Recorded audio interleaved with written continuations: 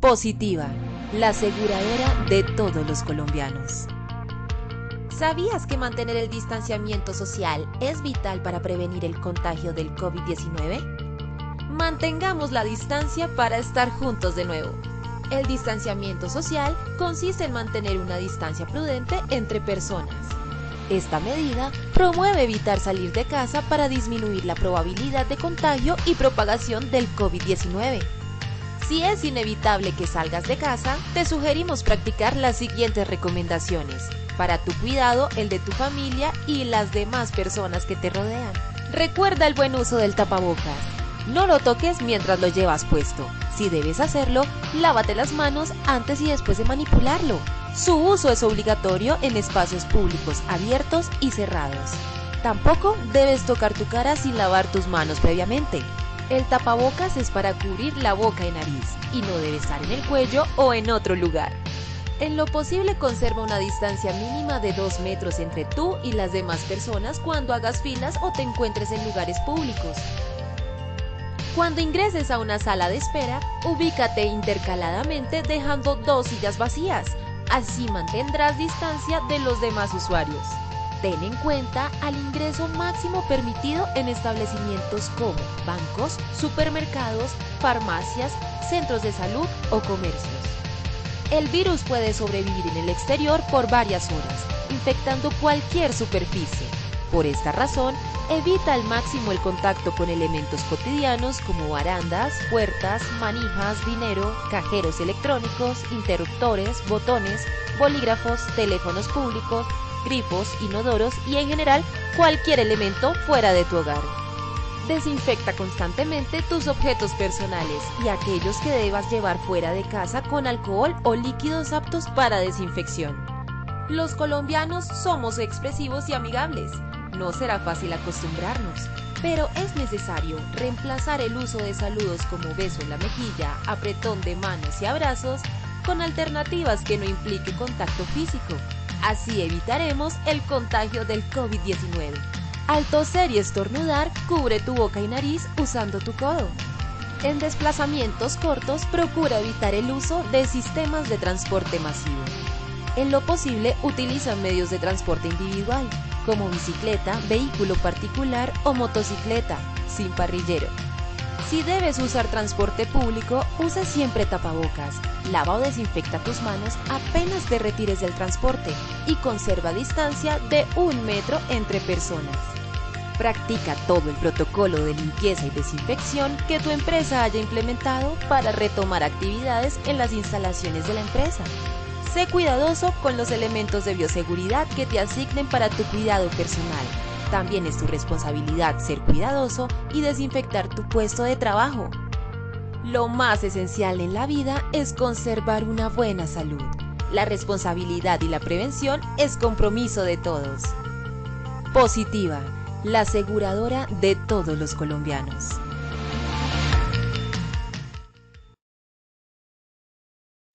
Hola, hola, bienvenidos a todos nuestros asistentes. Soy Lina Garzón y les doy la bienvenida a nuestra Red Nacional de Comunidades de Enseñanza y Aprendizaje en Seguridad y Salud en el Trabajo. Hoy los quiero invitar a esta importante acción educativa. Los dejo con nuestro experto del día de hoy. Bienvenidos. Hola a todos, muchísimas gracias, Lina. Entonces, conmigo el día de hoy vamos a hablar acerca de resiliencia en las organizaciones frente a crisis y desastres. Hoy conmemoramos el Día Mundial de la Seguridad y Salud en el Trabajo y el tema es invertir en sistemas resilientes de promoción y prevención. Recordemos que la educación es el arma más poderosa para el mundo.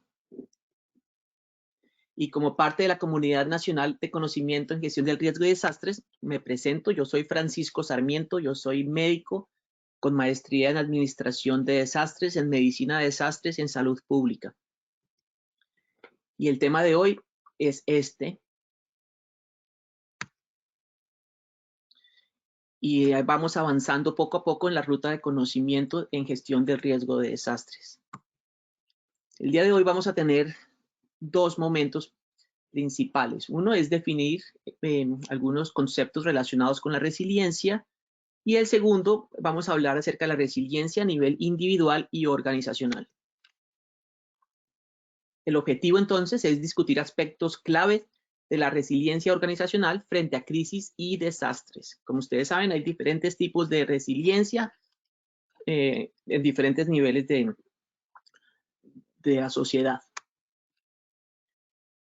El primer objetivo es definir los conceptos clave. El segundo es algunos de los aspectos principales relacionados con la resiliencia individual en las organizaciones. Y el tercero son aspectos y estrategias relacionados con la resiliencia en las organizaciones. Pablo, ¿nos puedes colaborar con el sondeo, por favor? Claro que sí, doctor Francisco. Buenos días. Buenos días para todos los asistentes. Vamos a iniciar con el sondeo. En sus pantallas verán la pregunta del sondeo y las posibles respuestas que pueden seleccionar. Entonces vamos con la primera pregunta. La primera pregunta dice, la definición más común de resiliencia es la capacidad de. La A nos dice prevenir las crisis organizacionales o desastres. La respuesta B nos indica recuperarse de los efectos de una crisis o desastres. La respuesta C nos dice responder a las necesidades inmediatas de una crisis. Por favor, voten. Vamos a darles 20 segundos.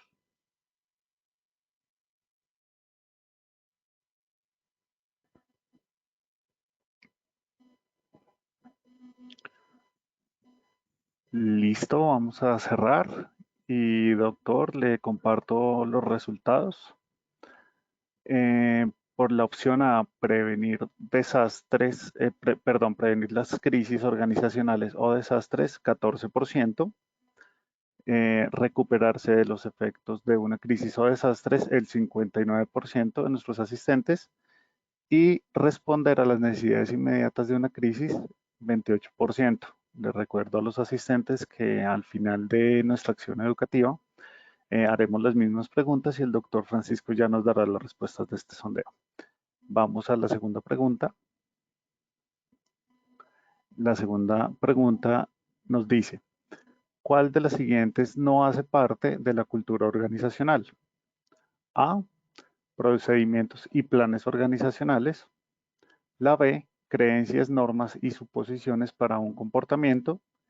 Y la C, reglas intangibles acerca de lo que es aceptable. Por favor, asistentes, contesten y les damos 20 segundos.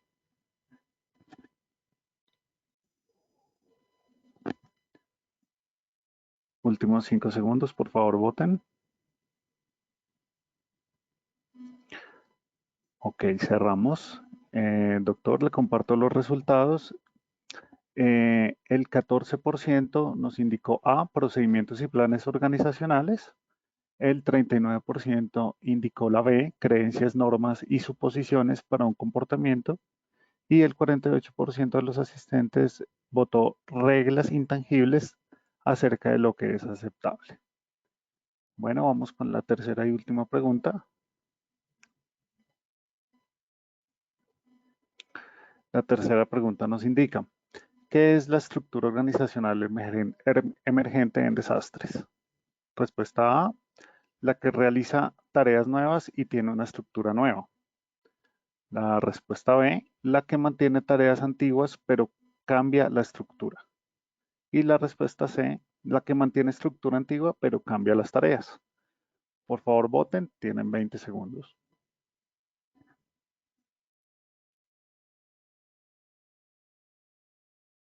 Últimos 5 segundos.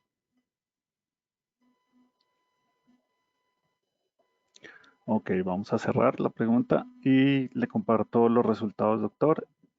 Por la respuesta A, la que realiza tareas nuevas y tiene una estructura nueva, el 31%. La B, la que mantiene tareas antiguas pero cambia la estructura, el 27%. Y la C, la que mantiene estructura antigua pero cambia las tareas, el 42%. Les recuerdo a los asistentes que al final haremos las mismas preguntas y el doctor Francisco ya nos dará la respuesta. Listo, doctor. Por favor, continúe la acción educativa. Gracias, Pablo. Bueno, gracias a todos y entonces nos vamos con esto. Un segundito.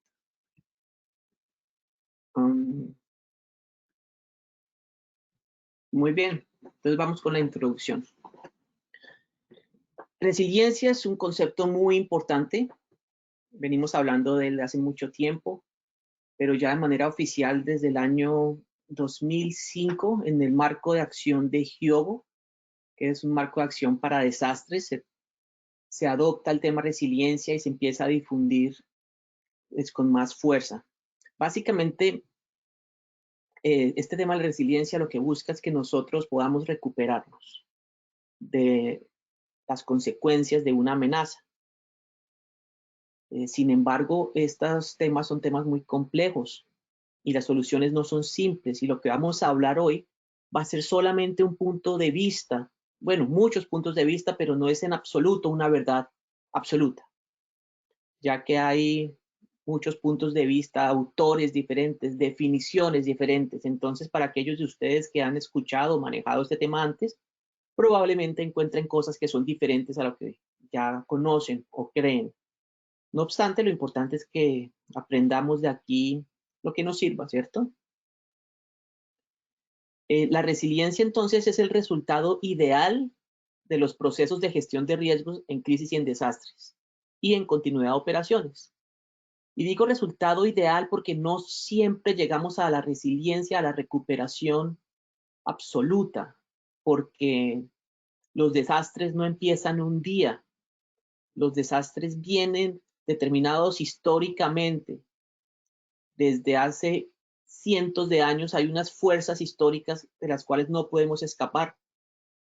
Y, por ejemplo, con esto de COVID, sabemos que las poblaciones más vulnerables no son solo los enfermos con enfermedades crónicas, sino también las poblaciones más pobres. Y eso está en gran medida determinado por la historia, por el colonialismo, por la esclavitud, por temas raciales. Entonces, es un resultado ideal, y sabemos que ahorita de COVID no todos nos vamos a recuperar igual. Ojalá todos ustedes se recuperen de manera perfecta, pero hay muchas personas que se les murió alguien o perdieron mucho, y la recuperación entonces ya no va a ser la misma. El tema de la resiliencia afecta a los seres humanos en todos los niveles de su vida. Entonces, esto no es algo que sea específico de las emergencias y desastres, sino que es algo que hace parte del día a día. Porque cuando ocurre un desastre, nosotros seguimos viviendo la vida con los recursos y el conocimiento que ya tenemos. Y aunque cambia la norma social y cambia el funcionamiento del sistema, nosotros lo que no hicimos antes del desastre probablemente ya no lo vayamos a hacer para prepararnos. Por eso es tan importante trabajar en el antes. Y por eso este tema de la gestión del riesgo de desastres no es algo que debe liderar una oficina en una empresa. Esto es algo que se debe liderar desde la gerencia, porque afecta todos los procesos y a todas las personas en todos los niveles y áreas. Entonces, uno de los errores que hay para que la gestión de riesgo funcione de manera adecuada es el delegarlo a una oficina sin mucho poder para que logre influenciar a todo el resto de la organización.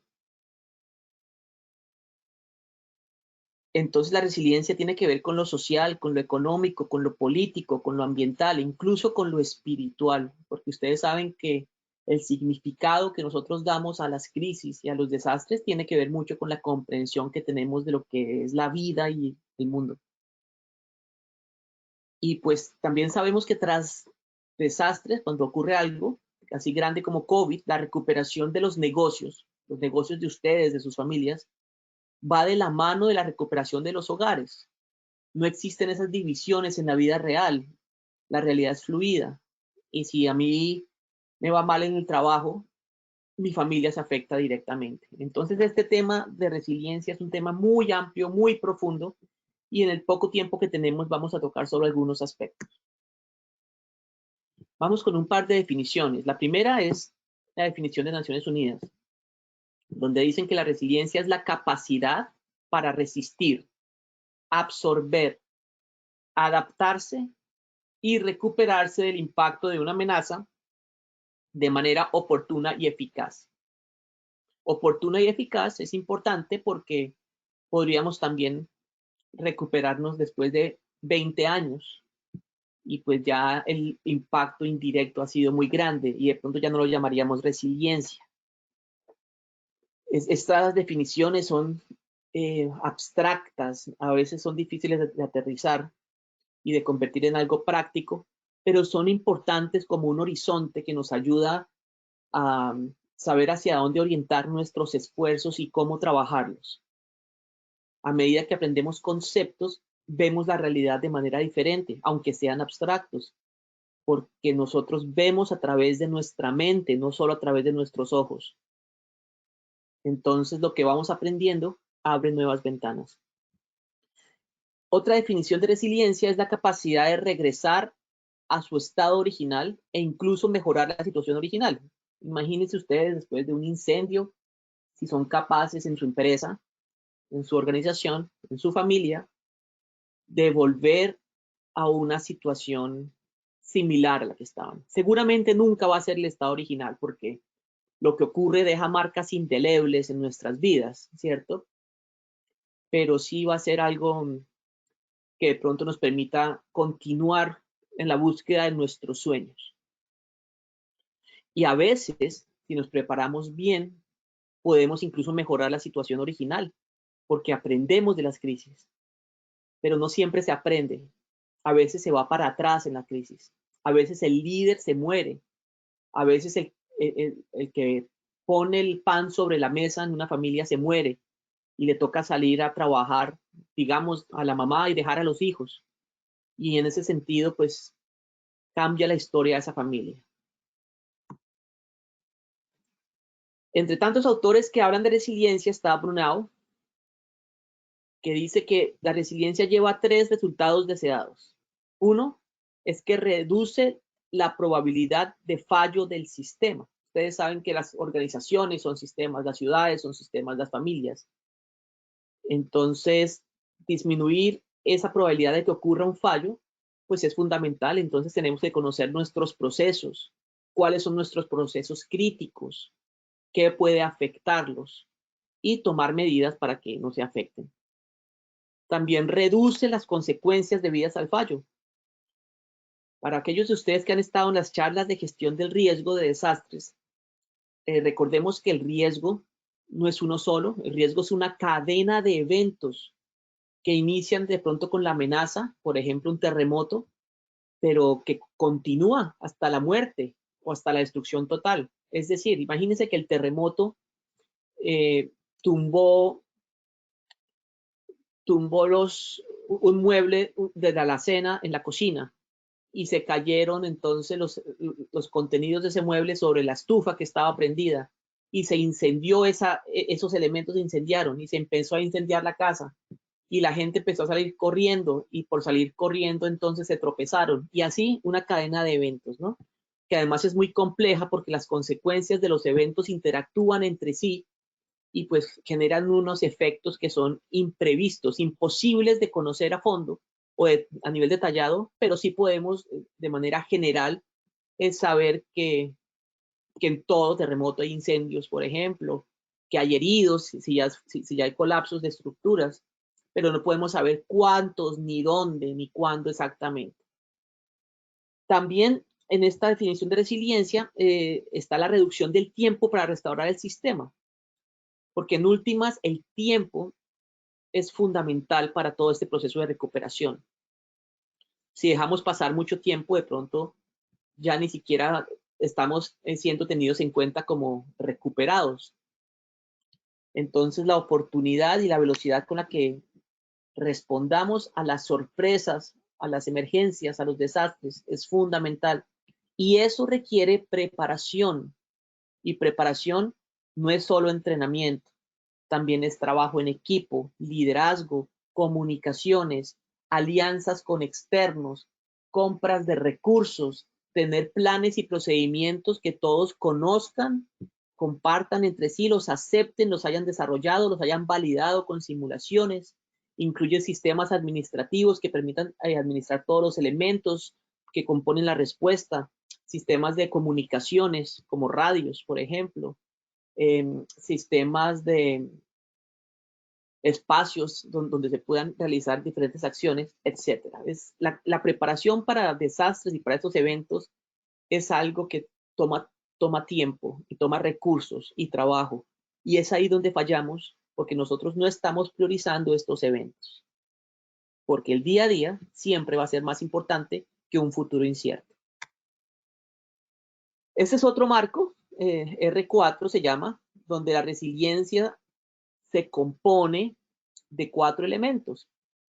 Esto que les voy a presentar y lo que les he presentado antes son diferentes modelos que nos ayudan a pensar, nos ayudan a planear, a descomponer la realidad en diferentes elementos para facilitar así la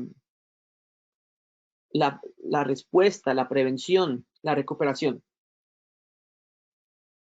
Entonces la resiliencia empieza con la robustez.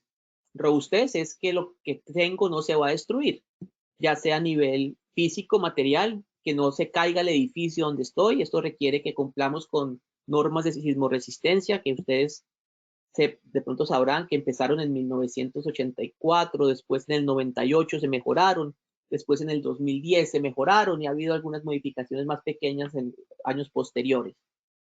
Pero antes del 84 no existía esta norma, entonces las construcciones no necesariamente eran sismoresistentes. Y también sabemos que después del 84 hay construcciones que no son sismoresistentes, como el edificio Space en Medellín, pero pues ustedes saben que romper reglas en el país no es tan difícil. La robustez también tiene que ver con los elementos no estructurales que están al interior de nuestros hogares, en donde en un sismo, por ejemplo, si no está anclado el televisor o el closet o los elementos que están en las alacenas, pues se pueden caer y pues pueden generar daños físicos. Entonces la robustez se refiere a este aspecto físico, pero también a otros aspectos organizacionales. ¿Qué tan robusta es mi organización? ¿Qué tanto nos comunicamos entre los colegas? ¿Qué tanto nuestros líderes están preocupados de nosotros y nos hablan y somos un equipo y nos sentimos que trabajamos juntos y que aún en la distancia nos comunicamos? ¿O qué tanto se rompe la comunicación en tiempo de COVID y ya estamos solos, lejos de ese trabajo en equipo? Todo esto tiene que ver con robustez, porque estamos hablando de que las organizaciones deben seguir funcionando. Redundancia es otro concepto que es muy importante, y redundancia básicamente es que haya varias soluciones posibles para un problema.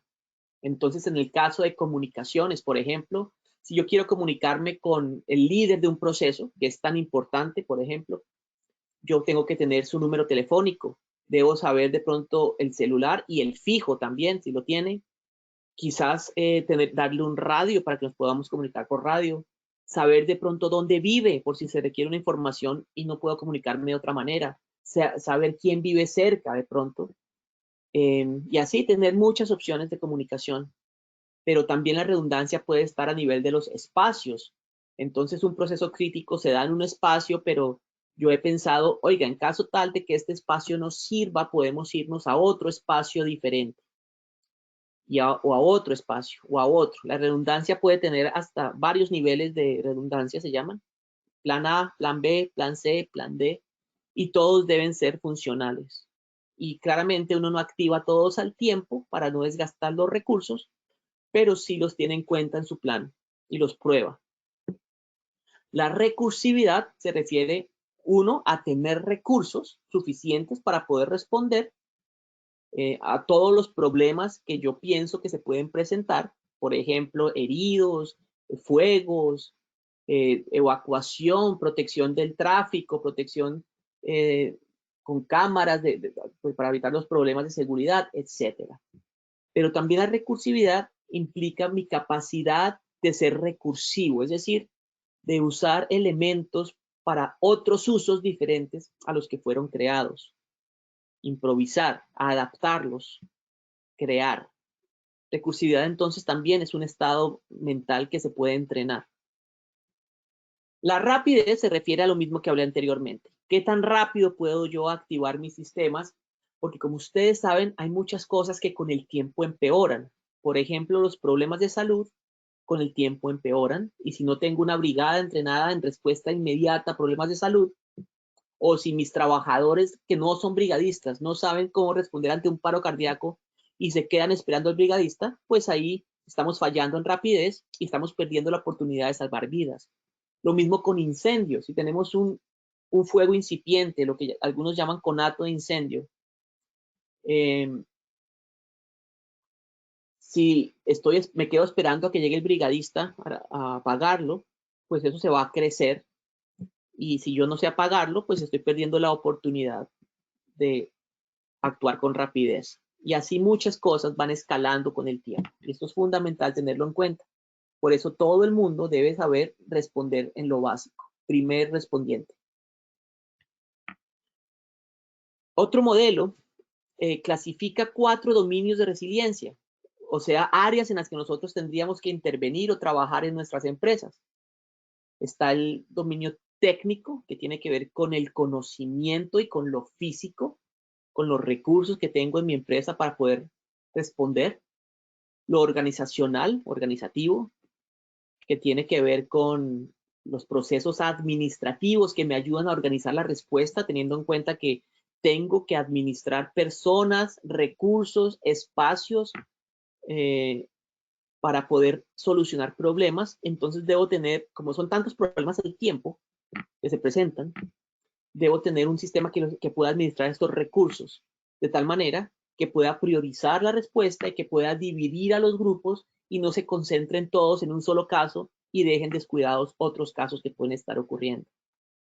El nivel social también es fundamental, y social tiene que ver con aquello relacionado con las relaciones humanas, básicamente.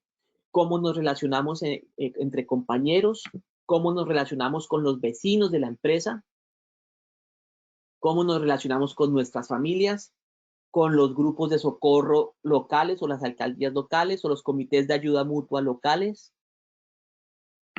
etcétera. Este tema social es fundamental, hace parte, habla acerca de algo que se llama el capital social. Capital social es qué tantas redes y contactos tengo yo que yo pueda accionar en el momento de una emergencia. ¿A quién puedo llamar? Y que me quede fácil llamarlo y que sepa quién soy. ¿En quién puedo confiar para que me cuide al niño si tengo una emergencia? Para que me lo recoja del bus del colegio. ¿A quién le puedo pedir que me preste algo para solucionar un problema? Estos temas sociales dentro y fuera de la empresa son fundamentales. Y recordemos que no existe una división real entre lo laboral y lo familiar, ya que si ustedes tienen un problema familiar, lo laboral se va a ver afectado. Y el tema económico, pues, es fundamental acá. Sin dinero, pues, no podemos recuperarnos, ni siquiera prepararnos ni prevenir. Entonces, debe haber un rubro dedicado a los procesos de gestión de riesgo, continuidad de operaciones, resiliencia, que en última se pisan entre todos, se sobreponen porque son muy similares, pero también puedo hacer transferencia del riesgo, pagando seguros en caso tal de que se destruya mi empresa, los bienes que tengo en ella o en mi hogar, pues haya un pagador que se encargue de eso y yo pueda pagarle cuotas mensuales y no quedar en la calle. Entonces la resiliencia se basa sobre todo en las capacidades de los individuos, ya que en última somos los que nos beneficiamos. No es un sistema, no es un robot, no es un computador. Somos las personas las que nos beneficiamos de las organizaciones, pero también somos las personas las que trabajamos en las organizaciones. Entonces, si estamos capacitados en las diferentes tareas que toca llevar a cabo, vamos a tener el mayor éxito en caso de una crisis, obviamente en el caso del día a día. Ya cuando los individuos han tenido estas capacitaciones, estos recursos, estos simulacros que los hacen capaces de responder a emergencias o a crisis, pues la organización se empieza a fortalecer, y eso requiere pues ya un trabajo en equipo de los individuos. Y ustedes saben que, como recordamos, la selección Colombia tiene individuos que cada uno solito es excelente, pero a veces en equipo no funcionan. Lo mismo pasa en las empresas. Es muy importante entonces fomentar el trabajo en equipo, el liderazgo, la comunicación en momento de crisis, la toma de decisiones en momento de crisis. Y todo esto no está regulado. Todo esto hace parte de los aspectos intangibles de la gestión del riesgo que nosotros estamos aprendiendo y que debemos impartir y exigir a nuestros proveedores. Y más grande aún está el nivel local, que es nuestra localidad, nuestro municipio, nuestra ciudad. Y cómo nuestra organización se integra entonces a ese nivel macro, cómo puede aprovechar los recursos, con quién habla, a quién le puede pedir ayuda, hacia dónde se puede expandir, hacia dónde se puede reubicar en caso tal de una crisis o emergencia. Y todo esto toca trabajarlo si yo quiero, pues, ser resiliente. Y estas fotos de las estaciones hermosas, como un mismo paisaje tiene tantas caras, y ahí faltan incluso las interfaces entre esas diferentes caras, nos recuerda que todo cambia constantemente y nada es igual, nada lo vemos con los mismos ojos dos veces, ya sea porque cambia ese algo o porque cambiamos nosotros mismos.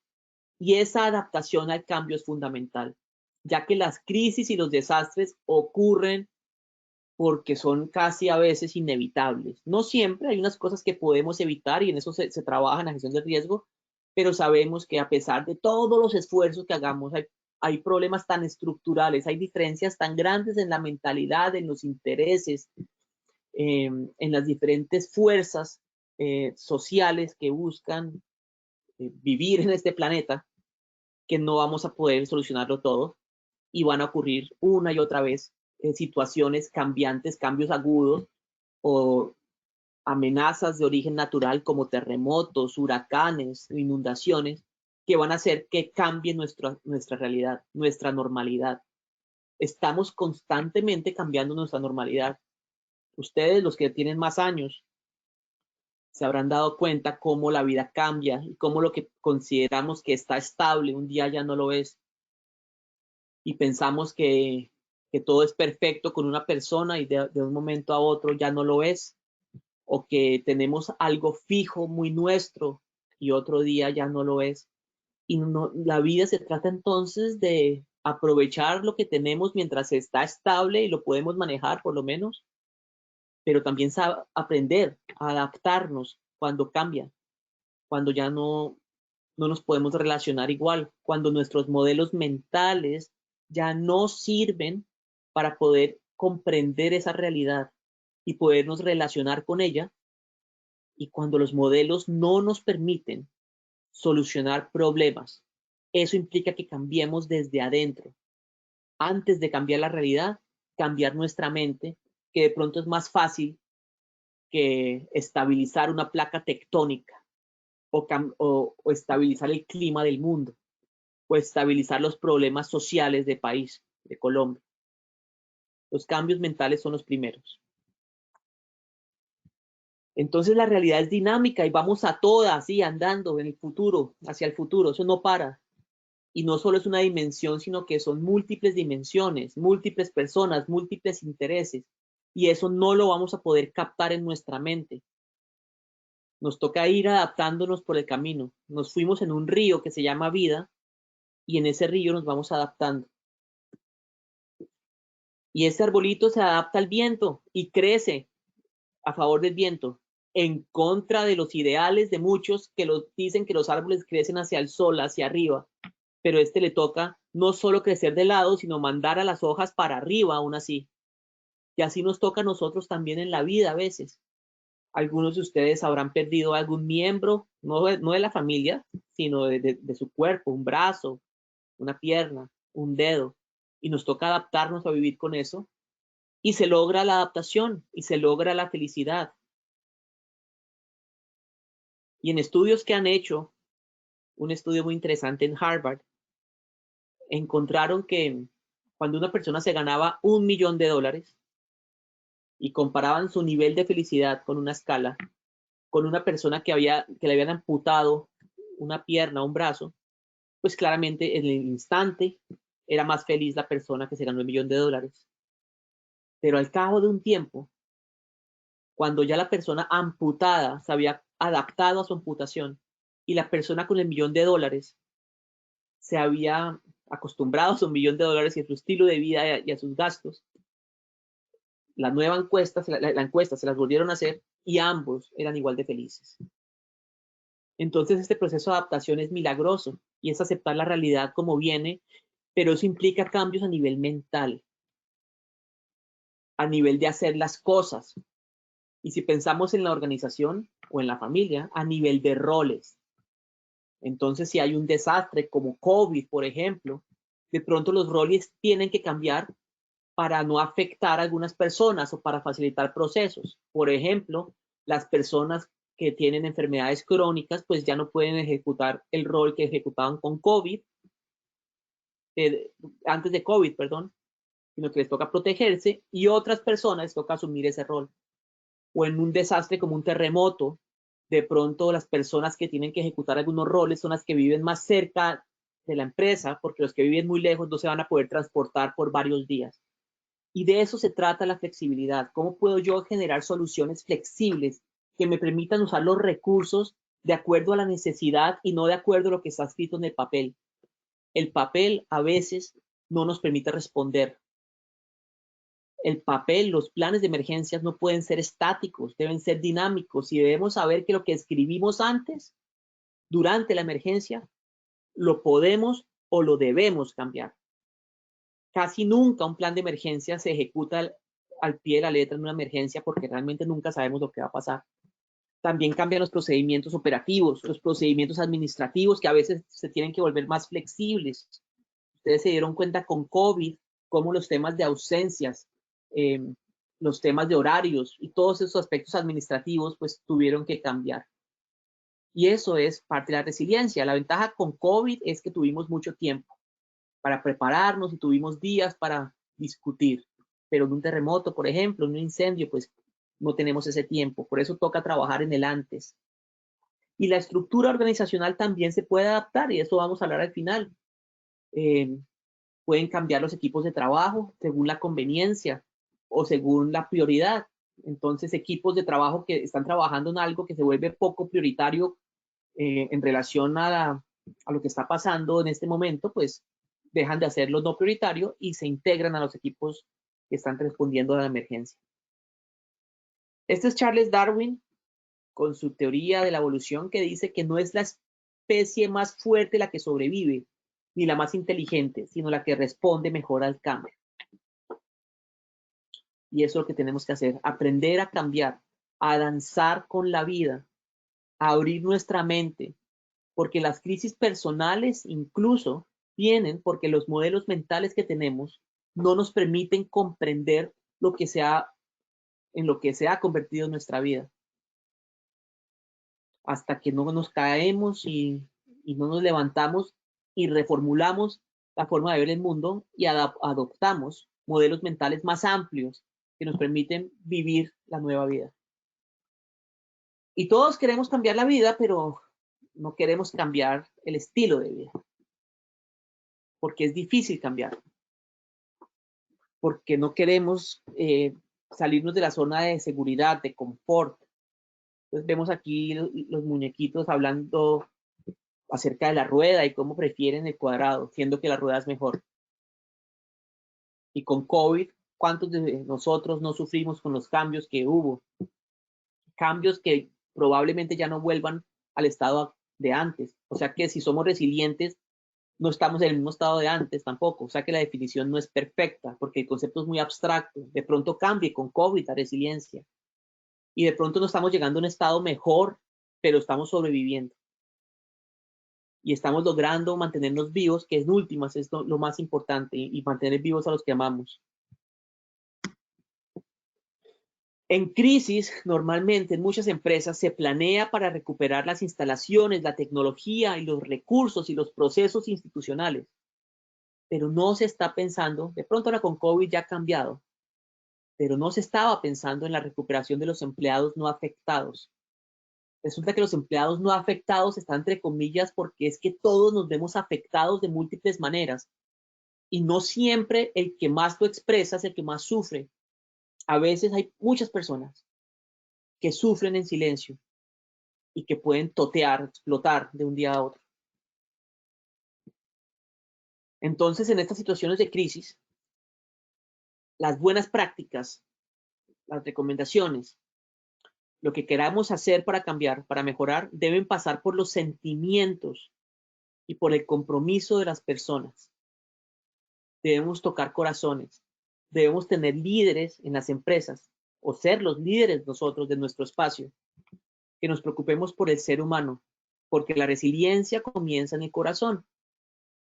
¿O acaso quién con el corazón roto trabaja 100%?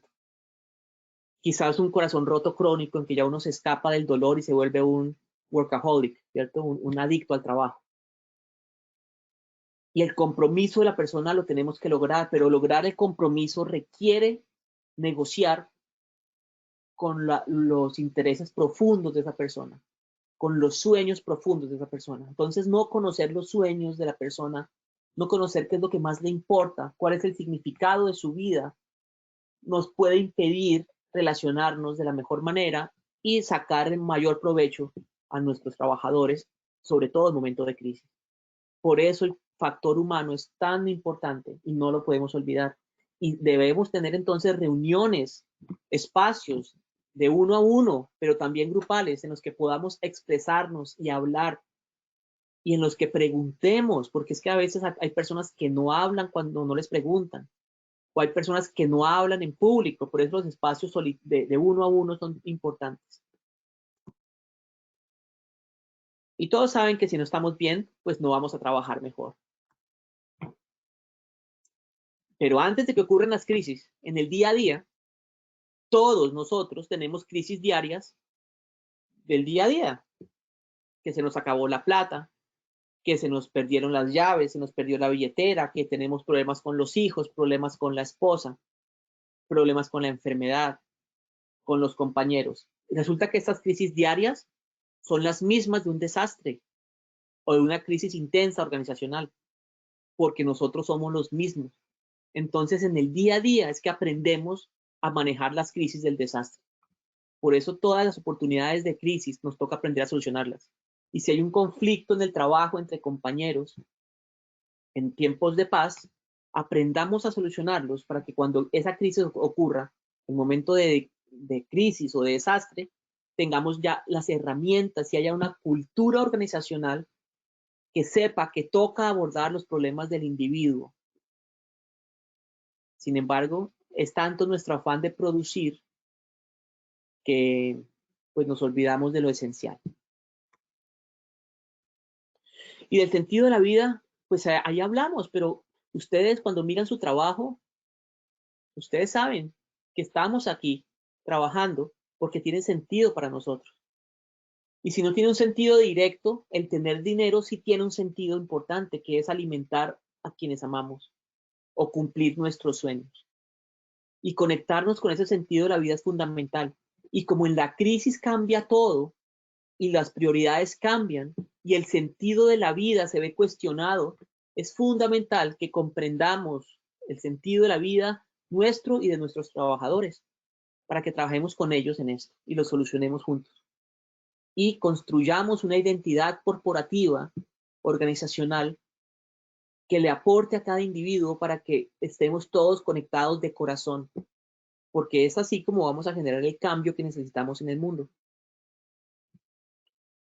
Habrán ustedes escuchado del burnout, de este cansancio crónico del trabajo bajo estrés, que cada día es más y más con este tema de trabajo en casa, en que ya no hay divisiones de tiempo, ya no podemos escapar, en que todas las tareas se posponen, en que todos los espacios se invaden, en que nuestros hijos se hacen parte de las reuniones de trabajo.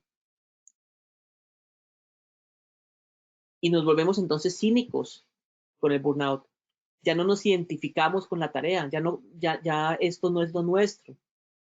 Y hacemos comentarios desapegados, desobligantes, ya no nos interesa tanto esto. Nos alejamos emocionalmente. Nuestro sentido de la vida ya no se conecta con el trabajo. Y entonces empezamos a reducir nuestra capacidad laboral porque no tenemos motivación, porque estamos cansados, nos duele la cabeza, porque no soñamos lo mismo que el jefe. Todo esto toca manejarlo en el antes y requiere tiempo y personal interesado y mucho mejor entrenado. Pero también que los compañeros seamos conscientes de que el otro puede estar pasando por esto y que podamos ayudarlo. Y que el líder, el jefe, nos estimule y nos dé el tiempo y las herramientas para ayudarnos. Porque ustedes saben que las crisis no se atraviesan solos, las atravesamos como equipo y nos complementamos como equipo. Y cuando uno se cae, el otro retoma. Pero si el que se cae no puede pedir ayuda, porque no existe esa confianza y existe el castigo y el juicio, y eso no se ha trabajado, pues se cae esa persona y ustedes saben que los procesos se rompen por el eslabón más débil. Por eso cada eslabón es valioso. Y en este caso lo que lo mantiene sólido es la salud mental. Y todos nosotros tenemos recursos psicológicos y sociales. Tenemos familia, compañeros de trabajo, actividades que amamos, hobbies, podemos viajar. Algunos tenemos más dinero que otros. Algunos tenemos diferente mentalidad, más optimista que otros, o al revés. Y estos recursos psicológicos los podemos potenciar en nuestra organización con decisiones que deben tomarse desde los líderes. Por eso este tema de la resiliencia no es un tema de mandos medios, es un tema de toda la organización, de todos los trabajadores, y va directamente relacionado con la misión.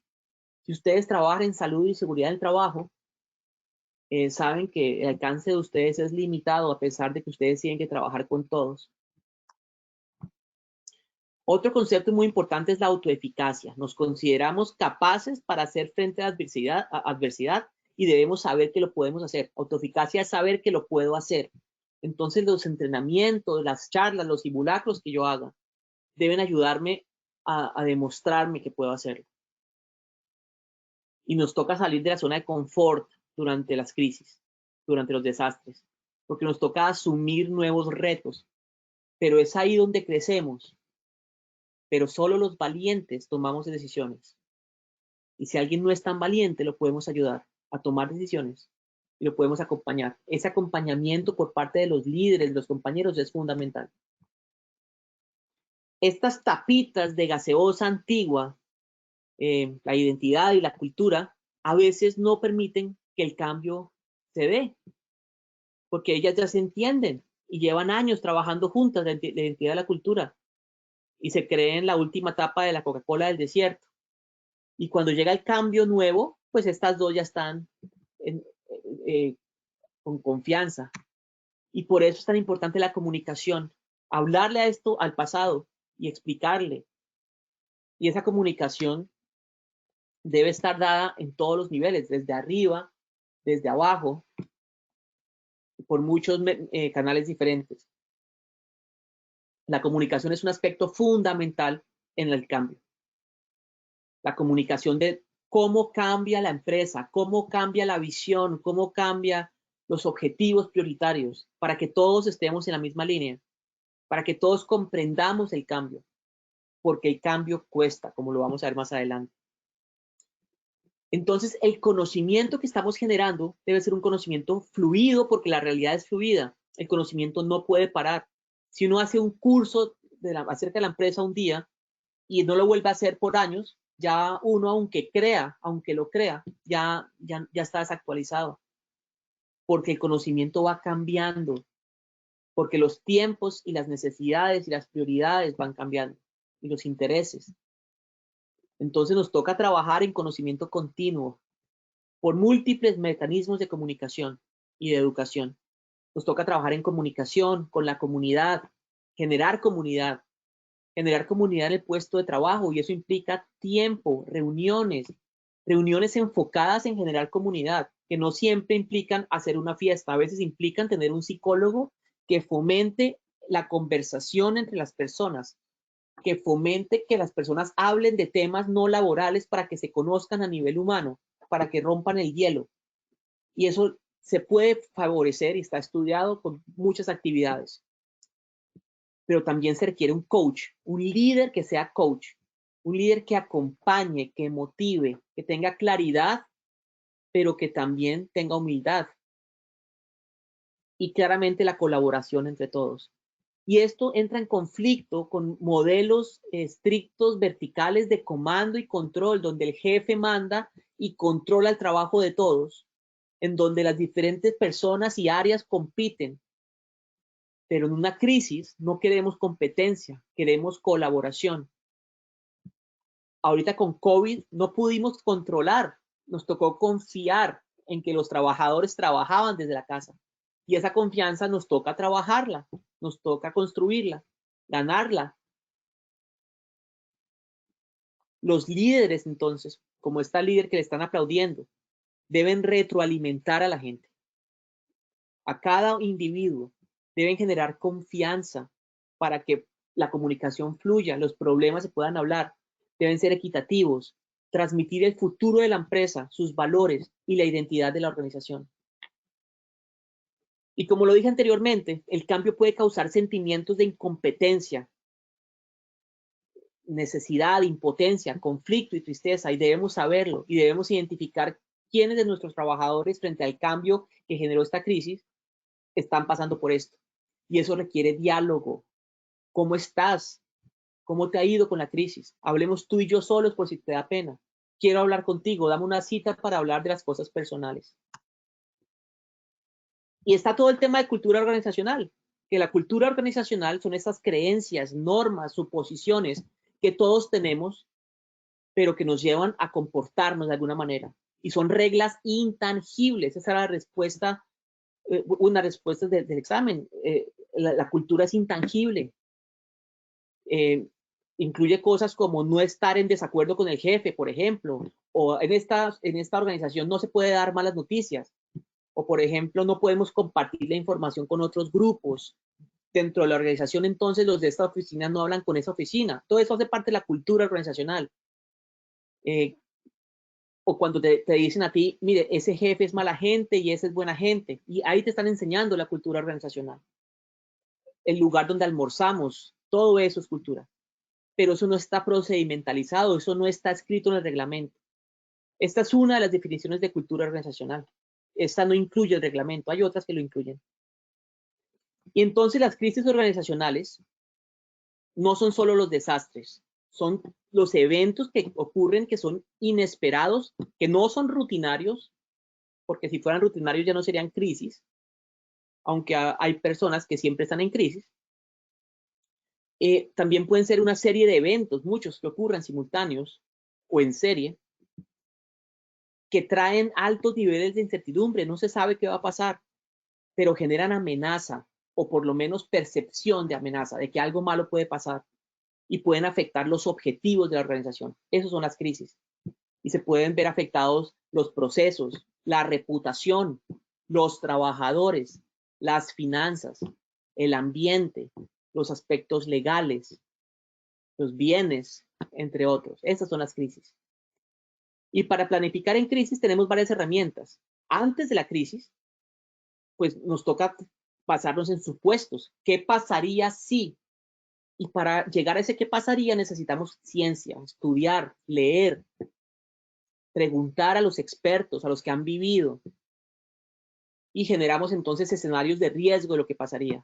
Escenarios de riesgo que nos dicen qué le pasaría a las personas, a los recursos, a los espacios, a los procesos, al ambiente, qué le pasaría a nivel legal a la empresa, etcétera. Pero en el durante de la crisis, los planes de respuesta durante la crisis, nos toca hacerlos con base en información acerca de la realidad. Y para tener esta información acerca de la realidad, tenemos que tener sistemas que capten la información. Debemos tener en diferentes lugares del trabajo, en diferentes procesos, indicadores que nos digan la tendencia para dónde va. Reuniones más frecuentes para que los trabajadores nos digan qué está pasando y cómo está cambiando la situación. Ya no es la reunión del comité semanal, sino de pronto en la crisis es una reunión una vez al día o 2 veces al día o 3, dependiendo qué tan intensa está la crisis. Y así vamos a lograr una conciencia situacional que nos permite tener la información acerca de lo que está pasando. Y esa conciencia situacional tiene fases. Lo primero es que yo percibo que está pasando algo raro y tengo como algunos signos de que está pasando. A medida que tengo más información ya empiezo a comprender lo que está ocurriendo y a medida que ya lo mastico y lo comprendo bien, ya puedo proyectar entonces va a pasar esto en una semana, mañana puede pasar esto. Y así voy construyendo una conciencia situacional que es útil. Pero para construir la conciencia situacional requiero experiencia mía o de un experto y comunicación entre las diferentes áreas que me van a dar la información para tomar decisiones. Porque ustedes saben que las crisis no ocurren como se cree cuando se planea. Uno planea una cosa, pero ocurre otra. Y entonces los desastres y las catástrofes, que las catástrofes son peores que los desastres, son la destrucción en que se afecta el sistema completo, digamos. Alteran los patrones de lo que puede ser absorbido por los procedimientos rutinarios. Lo que podíamos hacer como organización o como ciudad, ya no lo vamos a poder manejar en un desastre, ya se sale de las manos. Entonces nos toca improvisar. La capacidad de improvisar, de resolver problemas con lo que tenemos en ese momento, de reorganizar las fichas, de romper protocolos, de cambiar las normas, es fundamental en los desastres. Y nos toca tener una cultura organizacional que nos permita experimentar. Experimentar y decirle al jefe, vamos a experimentar, no sabemos si va a funcionar, puede que falle, pero necesito tener esa tranquilidad y necesitamos tener un plan B por si esto falla, porque es que es ahí donde se dan las soluciones. Pero si el jefe no da permiso o si uno está experimentando sin comunicarle al jefe, pues quedamos todos mal. Y entonces nos toca construir planes antes del desastre para recuperarnos también. No solo para responder a la emergencia, sino para recuperarnos. Debemos sentarnos en comités a pensar qué hacemos después de COVID, qué hacemos después de un incendio, cómo nos vamos a recuperar, quién va a pagar, dónde nos vamos a empezar a reunir, quiénes van a ser nuestros aliados estratégicos. Nos toca pensar en cómo recuperarnos, de dónde vamos a sacar el dinero, a quién vamos a despedir. Todo eso toca pensarlo con tiempo y generar de esa manera la transición menos dolorosa. Y por último, para acabar que estamos sobre el tiempo, las organizaciones como tal en los desastres les toca cambiar. Este es un modelo de Dr. Quarantelli, donde dice que las organizaciones se modifican en desastres o en crisis. Hay organizaciones que se quedan igual, que son las organizaciones establecidas como la policía, las ambulancias, los bomberos. Ellos siguen haciéndolo del día a día. O nuestra empresa, hay áreas que van a estar haciéndolo del mismo día sin cambiar. Pero puede haber organizaciones o áreas de nuestra organización que mantengan funciones previas, pero que cambien su estructura. Cambia el personal, cambia la ubicación en el espacio, cambia la manera de reportar, etcétera. Cambia su estructura. Esas se llaman extendidas, que en la ciudad son los grupos de socorro, por ejemplo, o que en el trabajo nuestro pueden ser brigadistas que empiezan a trabajar de una manera diferente, a hacer cosas diferentes. Están las organizaciones expandidas que tienen funciones nuevas, pero que mantienen la misma estructura anterior, como las iglesias. Entonces la iglesia no cambia, pero hace labores nuevas como alimentar a la gente, hospedaje, apoyo psicosocial, etcétera. O los clubes pueden hacer lo mismo. Pero están unas que son las del quiz, que son las organizaciones nuevas o partes de nuestra organización que son nuevas y que se crean solo para esta crisis, como por ejemplo el Comité de COVID, que es una organización emergente, o en un terremoto los grupos de rescate comunitarios en donde los vecinos se reúnen para rescatar a alguien que está bajo los escombros. Esas organizaciones emergentes tienen tareas nuevas y estructuras nuevas. Entonces, para concluir, la resiliencia se trata de la vida misma y empieza con el individuo, con su familia, con su comunidad, con las organizaciones, con el nivel local, con la política, con la sociedad. Y toca trabajar en todos los niveles y no es algo solamente de una oficina, es de toda la organización. Y para adaptarnos al cambio nos toca tener valentía para tomar decisiones y para aceptar los nuevos retos. Y nos toca ser muy flexibles mentalmente, administrativamente, porque o si no, nos vamos a morir ahogados en nuestros planes estáticos. Muchísimas gracias. Pablo, vamos con el sondeo, por favor. Perfecto, doctor Francisco, muchas gracias. Vamos rápidamente a la primera pregunta. La primera pregunta nos dice, la definición más común de resiliencia es A, prevenir las crisis organizacionales o desastres. B, recuperarse de los efectos de una crisis o desastre. C, responder a las necesidades inmediatas de una crisis. Por favor, voten asistentes, tienen 20 segundos.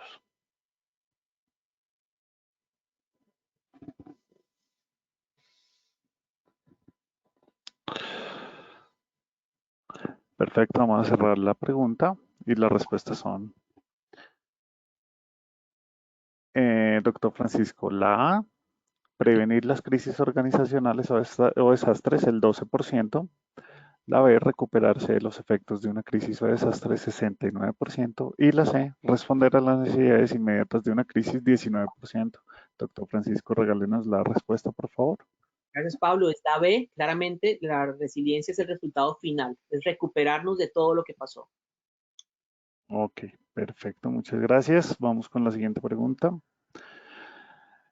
¿Cuál de las siguientes no hace parte de la cultura organizacional? A, procedimientos y planes organizacionales. B, creencias, normas y suposiciones para un comportamiento. Y C, reglas intangibles acerca de lo que es aceptable.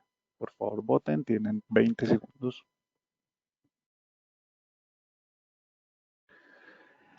Listo, finalizamos con esta pregunta y los resultados son A, procedimientos y planes organizacionales con el 7%. B, creencias, normas y suposiciones para un comportamiento, 46%.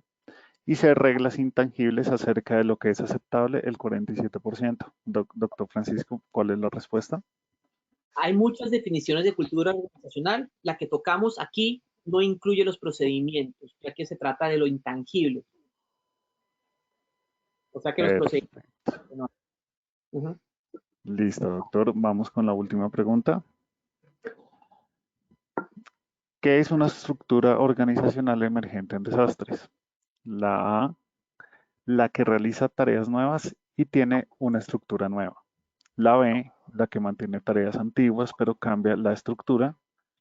Y C, la que mantiene estructura antigua pero cambia las tareas. Voten, por favor, tienen 20 segundos.